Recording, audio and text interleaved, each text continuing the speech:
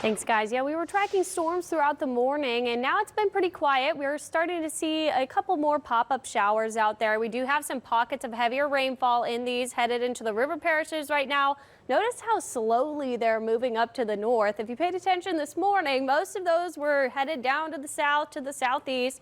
Now this boundary that's been stationed over us is starting to pull northward, so we're starting to see those headed up in that direction. Now we saw a lot of rainfall. It was mostly concentrated in this line here that was along that boundary. We saw the most rain over in southern Mississippi, over 3 inches in some areas. We saw around an inch of rain there in the river parishes and just north of the lake. So we're going to pick up some more rain over the next day or so, and we could see some more storms. Luckily today, we did see a severe thunderstorm warning, but it headed out into the water pretty quickly. So we haven't gotten a ton of storm reports.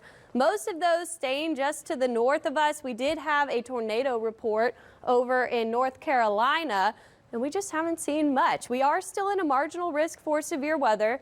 Now that that boundary is pulling up to the north, we're going to see more so for the North Shore in southern Mississippi, though we're watching for that chance. There is a slight risk over to the east where the highest risk is, and that's for today. So we still could see a couple of storms later this evening. Here's that boundary. We've been watching this. This is on the surface. So that is that main feature that's been popping these storms off. You can see there's more storm activity over to the east.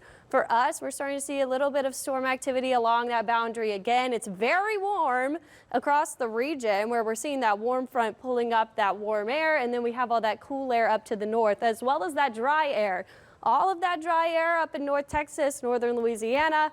Meanwhile, dew points in the 60s and 70s, and those are some of the ingredients we look for that severe weather. In the upper levels, what contributes to that severe weather are low pressure systems. So you can see, kind of make out this low pressure system. That's what's trekking across the Great Lakes right now. That's been giving some lift to those storms over to the east. So that's why we have a better chance for those storms to pop up over there.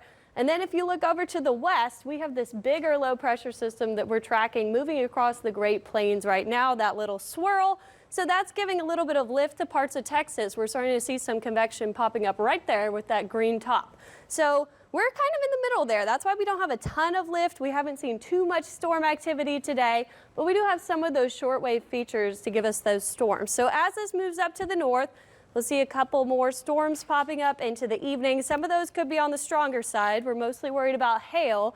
And then tomorrow morning, we're going to see a lot of rain move through. So some of these could be storms, could see some lightning and thunder. This is coming ahead of a cold front. Heavy rainfall for the North Shore in southern Mississippi will be the main concern. We could see brief periods of heavy rain across the South Shore. It does kind of have it falling apart and being more so to the north and on the coast, just offshore.